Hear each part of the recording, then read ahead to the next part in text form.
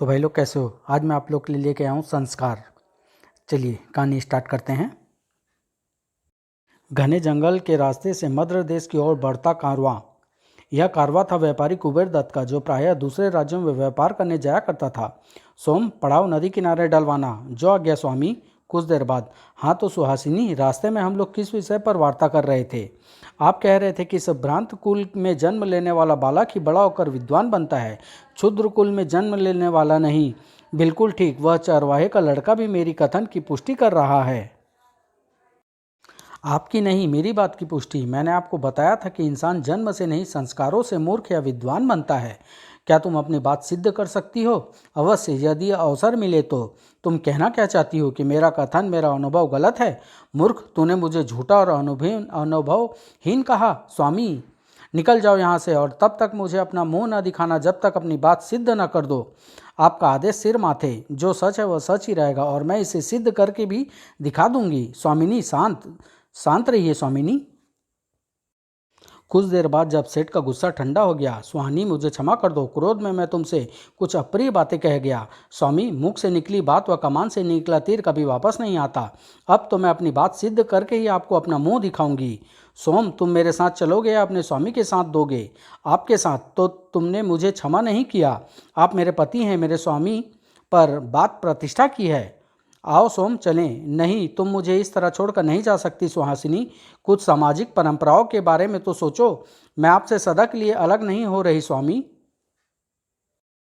विश्वास कीजिए, हम बहुत जल्द ही फिर मिलेंगे। यदि तुम्हारी यही इच्छा है तो यह धन राशि साथ में लेती जाओ। परदेश में तुम्हें इसकी ज़रूरत पड़ सकती है।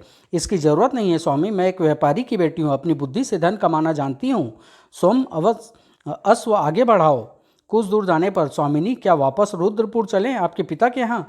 नहीं तो फिर हम मध्य देश की राजधानी चक्रधरपुर चलेंगे। पर उससे पहले एक बात और। कौन सी बात? उस चरवाहे के लड़के को तलाश करो और उसे यहाँ लेकर आओ। तब तक मैं इसी वृक्ष की घनी छांव में बैठती हूँ। जो आज्ञा, मैं उसे खोज कर लाता हूँ। काफ़ी देर बाद, स्वामिनी, मैं ले आया हूँ इस चरवाहे के लड़के को। बेटे, क्या नाम है तुम्हारा? जी गोपू। आपने मुझे क्यों बुलाया है? गोपू, तुम एक अच्छे लड़के हो, मैं तुम्हें बड़ा आदमी बनाना चाहती हूँ। मेरे साथ शहर चलोगे? चाहता तो हूँ, पर बापू नहीं जाने देंगे। तुम मुझे अपने पिता के पास ले चलो, मैं समझा दूंगी उन्हें। हाँ हाँ, चलिए। बाद में हरकू चरवाहे के यहाँ। गोपू के पिता, मैं व्यापारी कुबेर दत्त की पत्नी हूँ। मैं तुम्हारे बेटे को अपने साथ शहर ले जाना चाहती हूँ। परंतु किस लिए? पढ़ा लिखा कर विद्वान बनाने के लिए भेजोगे इसे मेरे साथ? पर इसके जाने के बाद मेरे पशुओं की देखभाल कौन करेगा? ये रखो अपने पास, इसे बेचकर इसकी जगह की भरपाई कर लेना। गोपू, आज से यही तेरी सब कुछ है, इनके हर आदेश का पालन करना। अच्छा बापू, और जब पढ़ लिख कर बड़े आदमी बन जाओ तो हमें मत भूल जाना बेटा। सोम को अपने पिता के यहाँ भेजकर सुहासिनी ने गोपाल की शिक्षा दीक्षा का भार संभाला। 2 वर्ष गुरुकुल में पढ़ने के बाद आचार्य ने उसकी परीक्षा ली। गोपाल, बताओ, मुसीबत में इंसान का सच्चा साथी कौन होता है? धैर्य। बिल्कुल सही। अब अगला प्रश्न, इस दुनिया में सबसे महान कौन है? माता, जो 9 माह तक अपने गर्भ से संतान को भार सहन करती है। किसका जीवन धन्य है? उसका जो अपने माता पिता की सेवा में अपना जीवन अर्पण कर दे। शाबाश, तुम परीक्षा में सफल हुए। भविष्य में इन्हीं शिक्षाओं पर अमल करना। फिर कुछ दिन बाद, गोपाल, तुमने पढ़ाई की परीक्षा उत्तीर्ण कर ली, अब व्यवहारिक शिक्षा ग्रहण करो। तुम राज दरबार में जाया करो तथा वहाँ होने वाली विभिन्न प्रतियोगिताओं में हिस्सा लिया करो। यदि दरबार में कोई ऐसा प्रश्न उपस्थित हो जिसका कोई उत्तर न दे सके, तो तुम उस प्रश्न को हल करने का दावा करना। उस प्रश्न का हल मैं तुम्हें बताऊंगी, बस तुम कुछ समय की मोहलत मांग लेना, ठीक है? और इस तरह गोपाल का राज दरबार में आना जाना आरंभ हो गया। एक दिन, महाराज की जय हो, आपका यश बढ़ता रहे। तुम कौन हो आगंतुक? महाराज, मैं कंबोज देश का एक कलाकार हूँ। आपके दरबार की कीर्ति व यश देखकर मैं यहाँ पहुँचा हूँ। मध्य देश में तुम्हारा स्वागत है। क्या चाहते हो? महाराज, मेरे पास एक मिट्टी की बतके का जोड़ा है। वाह, बहुत खूबसूरत है। इनमें से एक नर है, दूसरी मादा। आपका कोई विद्वान यदि इसकी पहचान कर देगा तो मैं न सिर्फ उसकी विद्वता का लोहा मानूंगा, बल्कि 20,000 स्वर्ण मुद्राएं मैं उसे पुरस्कृत भी करूंगा। दरबार में मौजूद सभी व्यक्तियों ने बारी बारी से उन खिलौनों को देखा। नहीं महाराज, बहुत मुश्किल है इनमें से पहचान कर छांटना कि कौन मादा है तथा कौन नर। दोनों बिल्कुल एक जैसी है महाराज, पहचानना मुश्किल है। वित्त मंत्री जयमल, तुम्हें ऐसे मामलों की बहुत परख है, तुम कोशिश करो। कारीगरी का अद्भुत नमूना है महाराज, मैं भी असमर्थ हूँ पहचानने में। तो क्या पूरे राज्य में ऐसा व्यक्ति नहीं जिसे कला की परख हो? तभी ठहरिए महाराज, तुम? मैं आपकी प्रजा का एक मामूली सा व्यक्ति हूँ तथा मेरा नाम गोपाल है। क्या तुम इस जोड़े में नर और मादा की पहचान कर सकते हो? बेशक, तो पहचान कर बताओ। मैंने पहचान कर ली है महाराज, पर इसका उत्तर आज नहीं, कल दूंगा। मैं कल तक की प्रतीक्षा कर लूंगा महाराज, लेकिन मेरी एक शर्त है, यदि यह कल तक पहचान न कर सका तो इसे हर्जाने के तौर पर मुझे 20,000 स्वर्ण मुद्राएं देनी होगी। मुझे स्वीकार है महाराज। उसी रात गोपाल ने सुहासिनी को सारी बात बताई, जिसे सुनकर, तुमने बहुत अच्छा किया गोपाल, इनकी पहचान करना तो बहुत आसान है, परंतु कैसे? सुहासिनी ने वह तरकीब गोपाल को समझा दी। दूसरे दिन दरबार में, महाराज दोनों बतके मुझे दे दीजिए।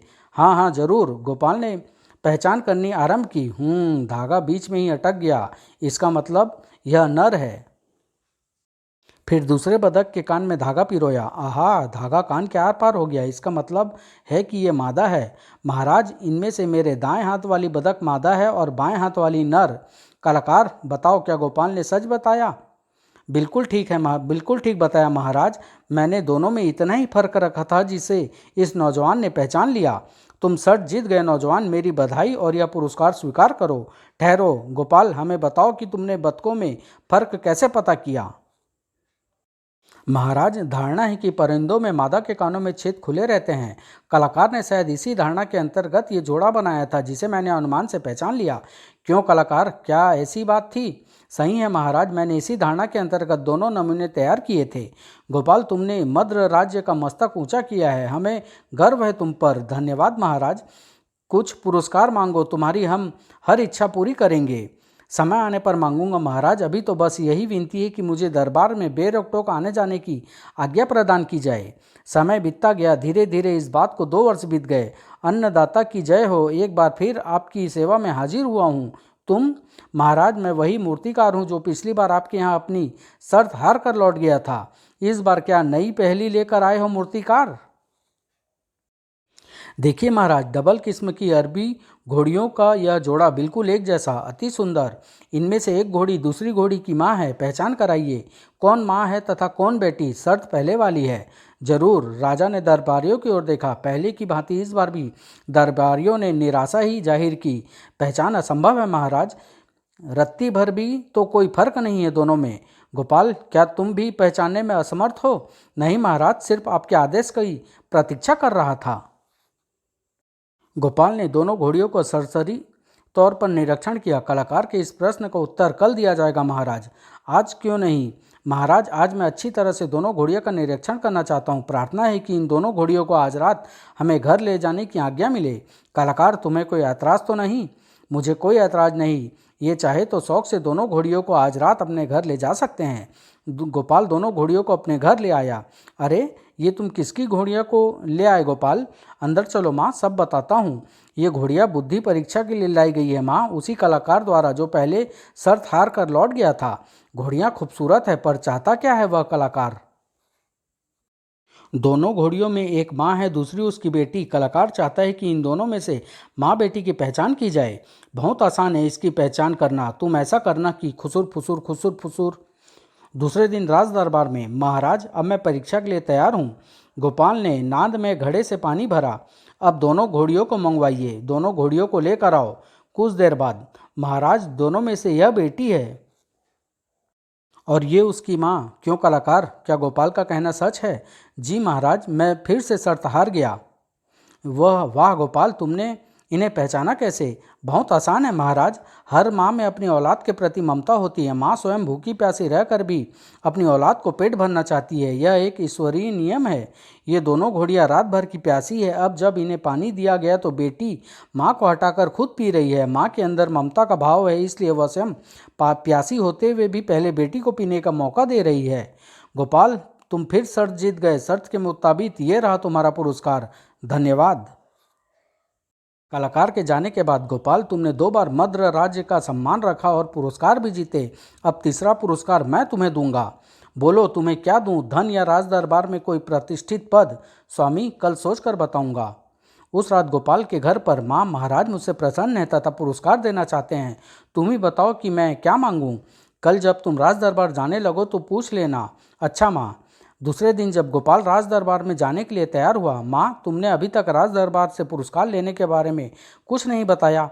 रात मैंने इस बारे में गंभीरता से सोचा था। मेरी राय में तुम बजाय राजा से धन मांगने के राजा से अधिकार पत्र मांग लो।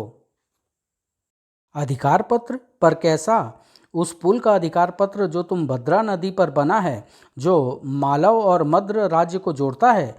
तुम कहती हो तो ऐसा ही करूंगा, पर माँ सिर्फ पुल का ही अधिकार पत्र मांगने के कारण मेरी समझ में नहीं आया। वक्त आने पर समझ जाओगे गोपाल। मैं एक व्यापारी की बेटी हूँ और उस पुल से मुझे बहुत सी उज्जवल संभावनाएं नजर आ रही है। ठीक है माँ। विस्मित सा गोपाल राज दरबार के लिए रवाना हुआ। समझ में नहीं आता माँ को उस पुल में क्या उज्जवल संभावनाएं दिखाई दी। वह तो नगर से भी दूर एक निर्जन स्थान पर है। राज दरबार में, महाराज मुझे तुंगभद्रा नदी पर बने पुल का अधिकार पत्र चाहिए। मद्र देश से मालव या मालव से मद्र आने वाला कोई भी व्यक्ति या वाहन मेरी आज्ञा के बिना पुल से न गुजर सके। सिर्फ इतनी सी बात गोपाल, हमने दिया तुम्हें उस पुल का अधिकार। सुहासिनी ने अपनी रुचि के अनुरूप पुल के पास अपना आवास बनवाया।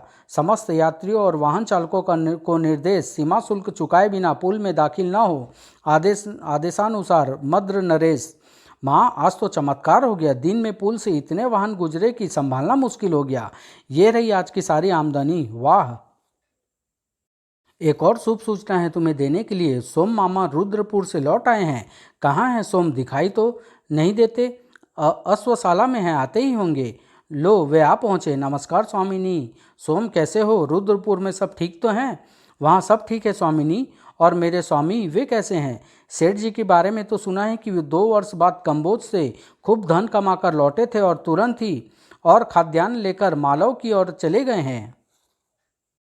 मालव जाने का रास्ता तो इसी पुल पर होकर है ना सोम? तब तो वे इस पुल से जरूर गुजरेंगे। उम्मीद तो यही है स्वामिनी। और मैं उसी दिन की प्रतीक्षा में हूँ जब उनके सामने मैं अपनी बात को प्रमाणित कर सकूँ। सोम तुम थके होगे, अब जाकर आराम करो। शेष बातें सुबह होगी। जैसा आदेश स्वामिनी। कुछ दिन बाद श्रावण मास की संध्या को व्यापारी कुबेर दत्त अपने काफिले के साथ पुल पर पहुंचा। ये कैसा परिवर्तन? सुनो, मद्र में दाखिल होने का यह नया फरमान क्या हाल में जारी हुआ है? जी हाँ। यह लो शुल्क और पुल खोल दो। हमें अफसोस है सेठ जी, प्रवेश का समय खत्म हो चुका है। क्या मतलब? सेठ जी, शाम के 6 बजे पुल पर यातायात बंद कर दिया जाता है और फिर दूसरे दिन ही खोला जाता है, ऐसा ही आदेश है? अरे नहीं भाई, ऐसा जुल्म मत करो। सिर्फ कुछ देर के लिए पुल खोल दो, मैं तुम्हें दुगना शुल्क देने को तैयार हूँ। व्यवस्था है सेठ जी, कानून सबके लिए समान है। पर मेरी मजबूरी तो समझो। झगड़ों में लाखों मूल्य की चीनी भरी है, जरा सी बूंदे पड़ गई तो सब बर्बाद हो जाएंगे। हमें आपसे सहानुभूति है, लेकिन पुल नहीं खोला जा सकता। हाँ, यदि गोपाल जी आज्ञा दे तो हम आपको जाने दे सकते हैं। गोपाल जी? ये कौन है? इस पुल के अधिकृत स्वामी उस पार रहते हैं, उस कोठी में। बहुत रहमदिल इंसान है, शायद तुम्हारी प्रार्थना स्वीकार कर लें। व्यापारी कुबेर दत्त ने धड़कते दिल के साथ पुल पार किया। अगर अधिकारी ने आज्ञा नहीं दी तो मुझे उस पुल के अधिकारी से मिलना है। गोपाल जी से? जरूर, पर आपका परिचय? मेरा नाम कुबेर दत्त है, खाद्यान्न का व्यापारी हूँ। कुछ क्षण यहीं प्रतीक्षा कीजिए। द्वारपाल ने अंदर सूचना दी। स्वामी, बाहर कुबेर दत्त नाम का एक आदमी खड़ा है, आपसे तुरंत भेंट करने की आज्ञा चाहता है। द्वारपाल, उस व्यक्ति का हुलिया कैसा है? द्वारपाल ने बताया। जाओ अंदर ले आओ उसे, जैसा आदेश। माँ, तुम उस व्यक्ति का नाम सुनकर चौंकी क्यों थी? मुझे इस नाम के पूर्व परिचित का एक स्मरण हो आया था गोपाल। तुम इस व्यक्ति से मिलो, मैं और सोम साथ वाले कमरे में बैठेंगे। कुछ ही क्षण बाद, नमस्कार अधिकारी महोदय। नमस्कार, पधारिए। श्रीमान, मैं एक खाद्यान्न व्यापारी हूँ, कुबेर दत्त नाम है मेरा। आपका परिचय मुझे द्वारपाल से मिल चुका है, मुझसे मिलने का कारण बताइए आप। सोम, ये तो स्वामी हैं, जरूर किसी विपत्ति में फंस गए हैं, शायद। फुसफुसाहट, खुसुर फुसुर। श्रीमान, मैं बहुत बड़ी मुसीबत में फंस गया हूँ। अगर आपने सहायता न की तो मेरा सर्वनाश निश्चित है। सेठ जी, भूमिका मत बांधिए, उद्देश्य कहिए। श्रीमान, पुल के पास मेरा काफिला खड़ा है, खांडसारी से भरा है। मैं चाहता हूँ आप उसे शहर जाने के आदेश पत्र जारी कर दें। इस वक्त ये नामुमकिन है सेठ जी। पुल पर आने जाने का समय निर्धारित है, जो सबके लिए समान है। इसी बीच साथ वाले कमरे में। देखा सोम, कितना दृढ़ निश्चय है मेरा पुणित पुत्र। ये सब आपके द्वारा दी गई शिक्षा दीक्षाओं का प्रभाव है स्वामिनी, पर कुछ विशेष परिस्थितियों में तो ये नियम बदले भी जा सकते हैं श्रीमान। ये लीजिए, अपने आदेश की अग्रिम कीमत पूरे 200 स्वर्ण मुद्राएं। ये क्या है सेठ जी, तुमने मुझे रिश्वत देना चाहते हो? बड़ा जिद्दी अधिकारी मालूम होता है, शायद कम लगे हैं इसे, पर 300 स्वर्ण मुद्राएं लेकर जरूर मान जाएगा। ही, आप तो नाराज हो गए श्रीमान। लीजिए, 300 हो गए, अब तो आज्ञा दे दो। सोम, स्वामी व्यापारिक दांव पेंच खेल रहे हैं, कहीं गोपाल मेरी बात को असत्य सिद्ध न कर दे। मुझे यकीन नहीं स्वामिनी। एकाएक गोपाल के चेहरे के भाव बदले। तो सेठ, तुम यह 300 स्वर्ण मुद्राएं मुझे इसलिए देना चाहते हो कि मैं कानून को तोड़ दूं? बेशक, इसी में हम दोनों का फायदा है। पर अगले ही पल दुष्ट मुझे कर्तव्य मार्ग से भटकार कर पतित करना चाहता है। उठा ये रकम और दफा हो जाए यहाँ से, नहीं तो मैं द्वारपाल से कहकर धक्के मरवा कर निकलवा दूंगा। निकलो फौरन, बाहर निकलो। ठाक, ठहरिए ठहरिए श्रीमान। सोम, मैं बहुत खुश हूँ, गोपाल ने मेरा कथन चरितार्थ कर दिखाया। पर तभी मुझे क्षमा कर दो, मैंने तुम्हें पहचानने में गलती की। अब कोई नया नाटक करने की कोशिश में हो? नहीं बेटा, मैं समझ गया, तुम्हें किसी भी प्रकार का प्रलोभन नहीं झुका सकता, लेकिन व्यापारी के नाते ना सही, एक बुजुर्ग के नाते ही सही, तुम्हें मेरी प्रार्थना स्वीकार करनी पड़ेगी। मेरी इज्जत अब तुम्हारे हाथ में है, चाहो तो स्वीकार कर लो, चाहे तो ठुकरा दो। अरे रे सेठ, यह क्या करते हो? सोम, परीक्षा की घड़ी आ गई, बाहर चलो। ठहरो गोपाल। माँ, च सेठ, कितनी बुरी बात है। तुम? हाँ, मैं सेठ जी, आप तो उच्च कुल में पैदा हुए एक सुभ्रांत कुल के दीपक हैं, फिर एक क्षुद्र कुल वाले व्यक्ति के सामने इस तरह क्यों गिड़गिड़ा रहे हैं? मैं पूछती हूँ, क्या यह करना आपको शोभा देता है? तो तुम ये क्या कह रही हो सुहासिनी, मेरी समझ में तो कुछ भी नहीं आ रहा। तभी सोम सामने आया। मुझे पहचाना स्वामी? सोम, ये सब क्या है सोम? स्वामिनी अपनी बात सिद्ध कर रही है स्वामी। स्वामी, गोपाल उसी चौरवाहे का लड़का है जिसे आपने घृणापूर्वक कहा था कि ये क्षुद्र कुल में जन्म लेने वाला नीच प्राणी है, यह कभी बड़ा आदमी नहीं बन सकता। मैंने आपकी बात मिथ्या सिद्ध कर दी। ये नामुमकिन है। यही सत्य है स्वामी, विश्वास न हो तो स्वयं गोपाल से पूछ लो। क्या यह सच है गोपाल? यह सच है सेठ, मैं हरकू चरवाहे का वही लड़का हूँ जो कभी भेड़ बकरियाँ चराता था। आज मैं जो कुछ भी हूँ अपनी इस माँ की कृपा से। सुना आपने? हाँ सुहासिनी, मैं लज्जित हूँ अपने कथन पर। अब मेरी समझ में आ गया है कि तुम्हारा कथन ही ठीक था। आदमी उच्च कुल में जन्म लेने से नहीं, अच्छे संस्कारों से छोटा या महान बनता है। गोपाल, इन्हें प्रणाम करो, ये मेरे पति हैं और अब तुम्हारे पोषक भी। मैं अपने व्यवहार के लिए शर्मिंदा हूँ। नहीं बेटे, तुम बहुत महान हो, एक ऊंचे आदर्शवादी नवयुवक। ईश्वर करे जीवन में तुम खूब सफलता प्राप्त करो। और फिर सारी कटुताएं पलक झपकते समाप्त हो गई तथा वातावरण मुखरित हो उठा। समाप्त।